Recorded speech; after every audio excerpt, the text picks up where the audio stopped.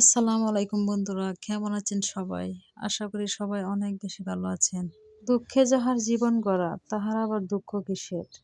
আসলে আমার জীবনটা না এরকমই হয়ে গেছে। সুখ সুখ খালি খুঁজি, কিন্তু সুখ তো আর পাই না। সুখের ঠিকানাটা কারো জানা থাকলে আমাকে একটু জানায়েন। যাই হোক, এই দুঃখের সাথেই নিজেকে মানায় নিতে শিখে গেছি। এখন আর দুঃখকে দুঃখ মনে হয় না। আমি যখন ফার্স্টে আমার সংসার জীবনটা শুরু করি, তখন আমার বড় ছেলেটা ২-২.৫ বছর বয়স।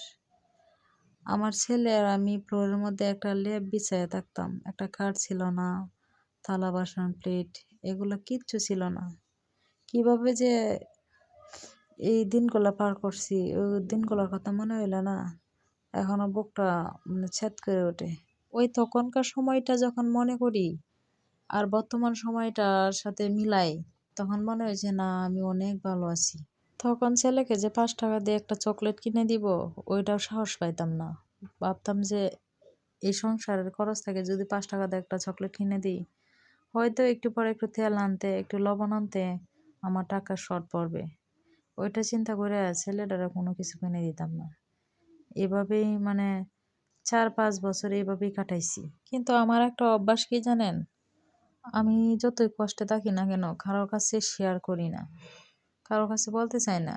কারণ দেখা গেল যে আমি আমার কষ্টগুলো শেয়ার করলাম। একটু পরে আমার এই কষ্টটাকে তারা দুর্বলতার সুযোগ নিয়া আমাকে আবার আঘাত দিয়ে কথা বলবে। আমার ওই দুর্দিনের সময় আমার যে আপন মানুষগুলো ছিল না, ওরাই আমাকে সবচাইতে বেশি আঘাত করছে। একটা সময় যারা আমার খুব কাছের, খুব ক্লোজ ছিল, ওরাই বেশি আঘাত দিছে। কিন্তু এখন বর্তমানে যখন আমি একটু সুখে, একটু ভালোভাবে চলতাছি, এখন আবার তারা আমার কাছে আসতে চায়। কিন্তু আমার না ওদের সাথে আর কথা বলতে ইচ্ছা হয় না। সম্পর্ক রাখা তো দূরের কথা।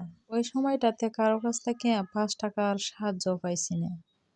আছে না যে আমার অনেক টাকা, আমার এক ক্লোজ ফ্রেন্ড বিপদে পড়লো কিংবা একটা পরিস্থিতির শিকার হইলো, তারে আমি কিছু টাকা পয়সা দিয়ে হেল্প করলাম। ওই হেল্পটা না আমি পাইছি না কোনো সময়। এই জন্যে আরো বেশি কষ্ট লাগে যে আগে আমার কষ্টের সময় তোমরা ছিলা না, এখন আমার সুখের সময় তোমরা আমার সাথে আবার সম্পর্ক জড়াইতে চাইবা। এটা তো আমি মাইনে নিতে পারবো না। আসলে আমাদের প্রত্যেকের জীবনে কিছু গুরুত্বপূর্ণ স্মৃতি আছে, যেগুলো বলতে চাইলেও বলা যায় না। ওইগুলা মানে নিজে তাই খায় আবার আবার মনে করায় দেয় আমার ওই দুর্দিনের সময়গুলোর কথা। কিছু আঘাত না একেবারে বসে যায়, যেগুলা আর তোলা সম্ভব না।